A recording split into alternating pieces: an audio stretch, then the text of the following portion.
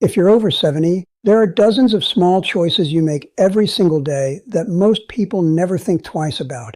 Not because these choices don't matter, but because no one ever explained that they add up to something much bigger. A glass of water in the morning, the way you get out of a chair, whether you talk to someone or stay quiet. These aren't dramatic decisions. They're quiet moments that pass by so quickly you barely notice them. But I've watched people for decades now, and I can tell you something important. It's these small, unremarkable choices that often make the difference between someone who stays independent at 85 and someone who doesn't. My name is Harold Bennett, and I spent most of my life working with people as they move through their later years. I'm not a doctor. I don't have medical credentials to wave around. What I do have is decades of observation, of sitting with people, listening to them, watching what worked and what didn't.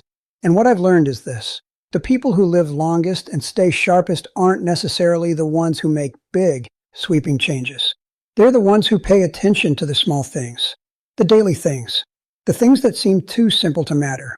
Today, I want to talk with you about those choices, the ones that happen so quietly you might not even realize you're making them. I'm going to share what I've seen, what patterns have shown up again and again, and why these little moments matter more than you might think. If you'd like more of these conversations, consider subscribing to this channel. I try to share what I've learned in a way that's honest and respectful, because you deserve that. Let me start with something I see almost every day. Many people your age don't realize that the first hour after you wake up can set the tone for your entire day in ways that actually affect how long you live. I've noticed something important about this.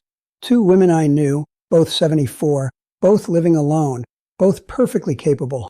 Let's call them Margaret and Susan. Margaret would wake up, lie in bed for a few minutes, then swing her legs over the side and sit there for another minute before standing. She'd walk to the kitchen slowly, drink a full glass of water, and then make her coffee. Susan would wake up, throw the covers off, and jump straight out of bed like she was 40 years old. She'd rush to the bathroom, skip the water, and go straight for coffee because she was always running late for something. 5 years later, Margaret was still driving herself to church, making her own meals, living independently. Susan had fallen twice, broken her hip once, and was now living with her daughter. The difference wasn't dramatic medical intervention. It wasn't expensive treatment or special genetics. It was how they started each day. Here's what matters about this. When you've been lying down for 7 or 8 hours, your blood pressure is lower, your muscles are stiff, and your balance system needs a moment to adjust. If you jump up too fast, you're asking your body to do something it's not quite ready for yet. That's when people fall. That's when dizziness happens. And at your age, one fall can change everything. I don't say that to scare you. I say it because it's true, and you deserve to know. The water part matters too, more than you might think. While you sleep, you're not drinking anything for hours. Your body gets dehydrated. Your blood gets a little thicker. Your blood pressure can spike when you first stand up. A glass of water first thing, before coffee, before anything else, helps your circulation, helps your blood pressure stabilize, and helps your brain wake up properly. Studies have shown this, but you don't need a study to understand it. Your body works better when it has what it needs. So here's the small choice. Tomorrow morning, when you wake up, stay in bed for 1 minute. Just one. Let yourself come back to the world slowly. Then sit on the edge of the bed for another minute before you stand. And when you get to the kitchen, drink water first. A full glass. These are tiny adjustments. They take maybe 5 extra minutes total, but they protect you in ways that matter. The next thing I want to talk about is something most people never connect to longevity, but I've seen it make an enormous difference. It's how often you get up from wherever you're sitting. I know 2 men, both 76, both retired from similar jobs. We'll call them Joe and Frank. Joe would sit in his recliner for 3, 4, sometimes 5 hours at a time watching television or reading. He was comfortable. He wasn't in pain. He'd get up when he needed to use the bathroom or get something to eat, but otherwise, he stayed put. Frank, on the other hand, would get up every 30 or 40 minutes. Sometimes he'd walk to the window. Sometimes he'd go to the kitchen and refill his water glass. Sometimes he'd just stand for a minute or 2 and stretch. He wasn't exercising exactly. He was just moving. A few years went by, and the difference became clear. Joe started having trouble with his legs. His circulation wasn't good. He'd get dizzy when he stood up. His doctor told him his muscles had weakened and his blood pressure regulation wasn't working right. Frank, meanwhile, was still walking around his neighborhood, still steady on his feet, still independent. Same age, very similar lives. Different choices about one simple thing: how often to stand up. Here's why this matters. When you sit for long periods, your blood pools in your legs. Your muscles start to weaken, even if you don't feel it happening. Your circulation slows down. Your blood sugar doesn't regulate as well. Your blood pressure can become unstable. All of this happens quietly, without pain, without warning. And over months and years, it adds up to something significant. Research tells us that people who sit for more than 8 hours a day without breaks have a much higher risk of heart disease, diabetes, and early death, even if they exercise at other times. But here's the good news. You don't need to become an athlete. You don't need to start jogging or join a gym. You just need to stand up more often. Every 30 minutes, if you can manage it. Every hour at minimum. Stand up, walk around for even just a minute, and then sit back down if you want to. That simple pattern, repeated throughout the day, keeps your circulation moving, keeps your muscles engaged, and keeps your balance system active. It's such a small thing, but it's one of the most protective things you can do. I hope this is making sense so far. Stay with me here, because this next part is something I wish more people understood. Let me talk about food for a moment, but not in the way you might expect. I'm not going to tell you to go on a diet or cut out everything you enjoy. What I want to talk about is portion size and timing, because I've seen these two simple things make a remarkable difference. I knew two women, both 78, both living in the same apartment building. Let's call them Carol and Nancy. Carol would eat 3 large meals a day, the way she'd done her whole life. Breakfast was big: eggs, toast, bacon, the works. Lunch was substantial. Dinner was the largest meal of the day, usually around 6 o'clock, and she'd often go to bed feeling quite full. Nancy ate differently, not dramatically different, but different enough to notice. She'd eat a light breakfast, a mid-morning snack, a moderate lunch, an afternoon snack, a smaller dinner, usually around 5 o'clock. And if she was hungry before bed, she'd have something small and light. Same total amount of food, roughly, just spread out differently. After a few years, the difference was striking. Carol was struggling with her blood sugar. Her weight had gone up significantly, and she was tired all the time. Nancy was steady. Her weight was stable. Her energy was good throughout the day. Her doctor told her she was doing something right, even though she hadn't made any dramatic changes. Here's what's happening. When you eat large meals, especially as you get older, your body has to work very hard to process all that food at once. Your blood sugar spikes, then crashes. You feel energetic for a little while, then exhausted. Your digestive system gets overwhelmed. You might not sleep as well because your body is still working on digesting that large dinner. And over time, this pattern makes it harder for your body to regulate blood sugar, harder to maintain a healthy weight, and harder to feel consistently good. Smaller, more frequent meals keep your blood sugar stable. They keep your energy steady. They're easier on your digestive system. And eating dinner earlier, at least 3 hours before bed, gives your body time to digest before you lie down, which means better sleep and less strain on your heart overnight. Doctors have noticed this pattern too. People who eat this way tend to live longer and stay healthier.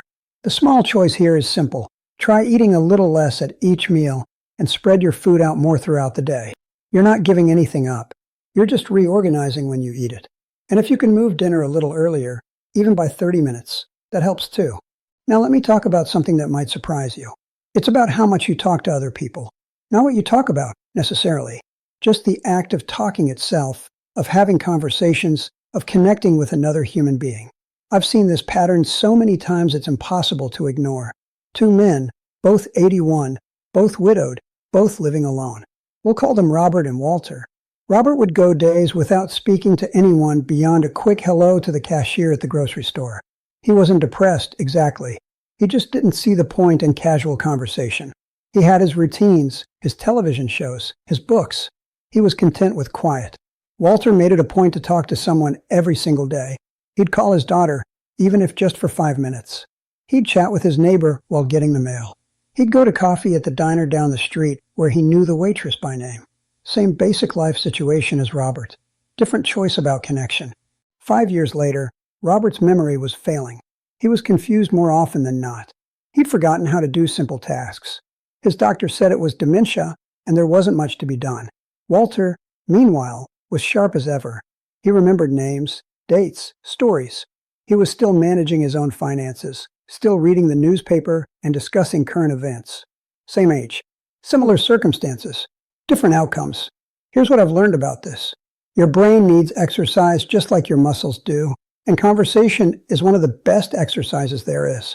When you talk to someone, you have to think about what they're saying, formulate a response, remember context, read their expressions, adjust your tone.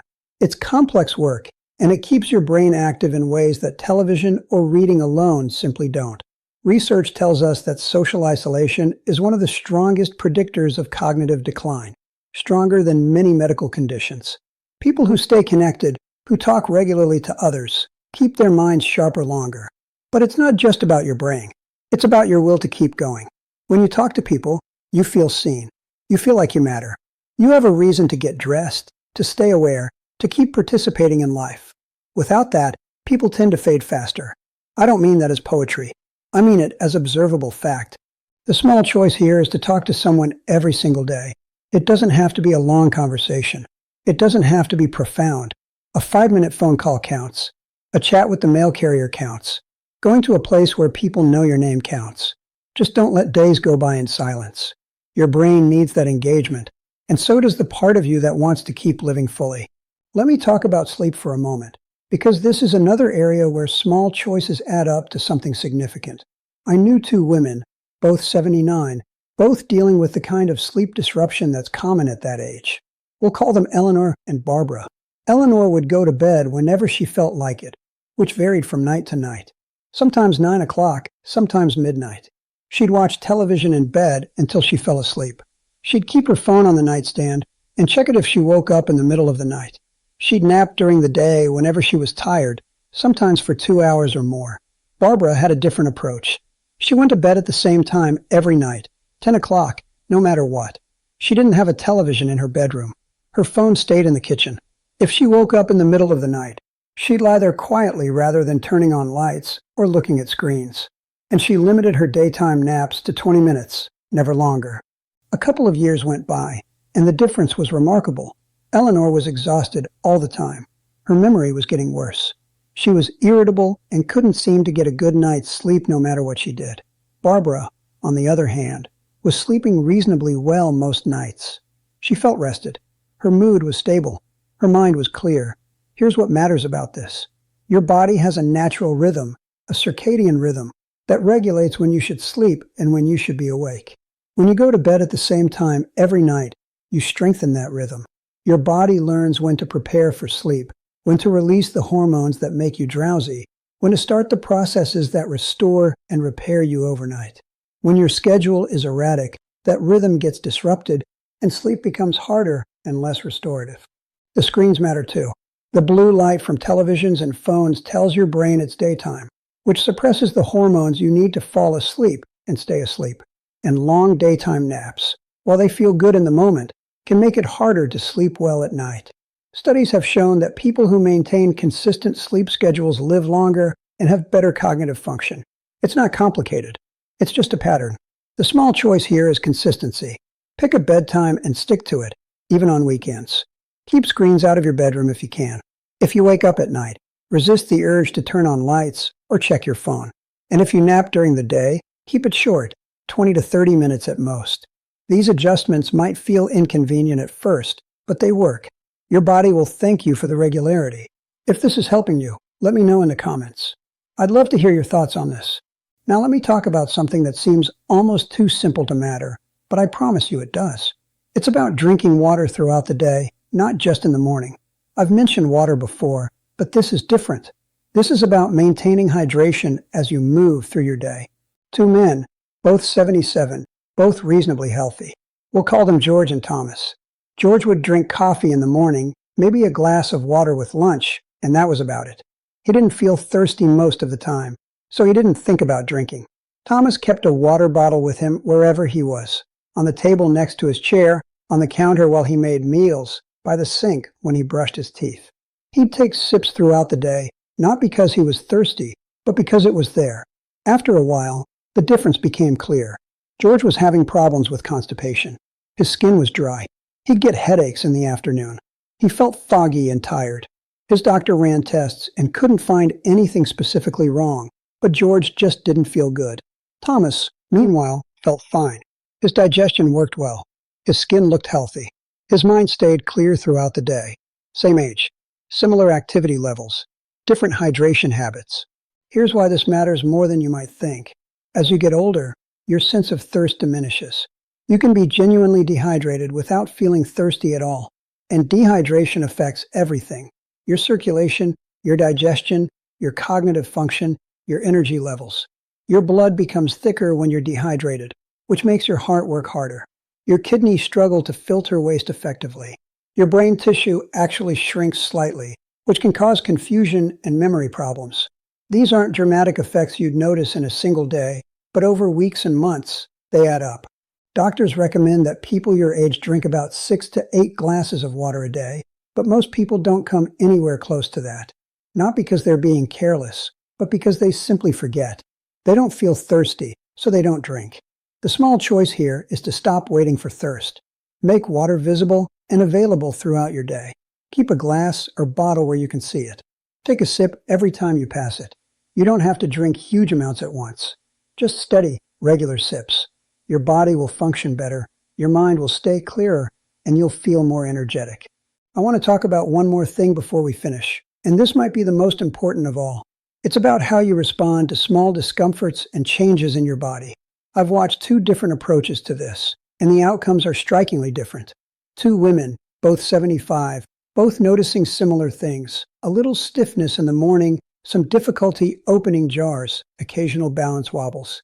Let's call them Dorothy and Helen. Dorothy's approach was to push through. She didn't want to make a fuss.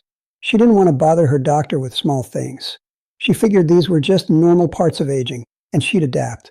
If something hurt, she'd avoid using it. If she felt unsteady, she'd move more carefully and hold on to furniture. Helen took a different approach. When she noticed stiffness, she mentioned it to her doctor. Not in a panicked way, just as information. When opening jars became difficult, she got special grip tools and started doing simple hand exercises. When she felt unsteady, she got a cane and started using it on walks, even though she didn't absolutely need it yet. She paid attention to small changes and made small adjustments in response. A few years later, the difference was dramatic. Dorothy's stiffness had turned into significant arthritis. Her lack of movement had made her muscles weaker, which made her more unsteady, which made her more fearful of moving, which made everything worse. She'd fallen once, broken her wrist, and now she was afraid to go anywhere alone. Helen, meanwhile, was still active and independent. Her arthritis hadn't progressed nearly as much. Her balance was good because she'd stayed active and used support when she needed it. She was confident and capable. Here's what I need you to understand. Small changes in your body are not character flaws. They're not signs that you're giving up or getting weak. They're information. And when you pay attention to that information early, when you make small adjustments before things become serious problems, you protect yourself. You maintain your independence longer. Ignoring problems doesn't make them go away. It just makes them worse. This may sound simple, but it matters more than you think. If something feels different in your body, a new pain, a change in balance, difficulty doing something that used to be easy, don't dismiss it. Don't wait for it to become unbearable. Mention it to your doctor. Make small adjustments. Get tools that help. Do gentle exercises that address the issue. These aren't admissions of defeat. They're intelligent responses to changing circumstances. The people I've seen who stay independent longest are the ones who respond early to small signals, not the ones who try to tough it out until they can't anymore. So let me bring this all together, because I want you to understand what I'm really saying. None of these choices I've talked about are dramatic. Wake up slowly. Stand up regularly. Eat smaller meals more often. Talk to people every day. Keep a consistent sleep schedule. Drink water steadily. Pay attention to small changes in your body and respond to them. These aren't revolutionary ideas. They're not expensive. They don't require special equipment or medical supervision. They're just small, quiet choices that happen in the course of an ordinary day. But here's what I've observed over and over again. These small choices add up. They accumulate. They build on each other. And over months and years, they create a pattern that either protects you or leaves you vulnerable. The people who live longest and stay sharpest aren't necessarily the ones with the best genetics or the most money or the best medical care. They're the ones who pay attention to the small things, who make consistent choices that protect their bodies and their minds, who respect the fact that they're aging without giving up on themselves. You're not helpless. You're not past the point where your choices matter. Every single day, you make dozens of decisions that affect how you'll feel tomorrow, next month, next year. And the beautiful thing is that these decisions don't have to be overwhelming. They can be small. They can be simple. They can fit into the life you're already living. If you found this helpful, I'd love to hear your thoughts in the comments. And if you know someone who might benefit from hearing this, please share it with them. I try to have these conversations because I believe you deserve clear, honest information delivered with respect. If you'd like more of these conversations, consider subscribing. I'll be here. Take care of yourself. You're worth the effort.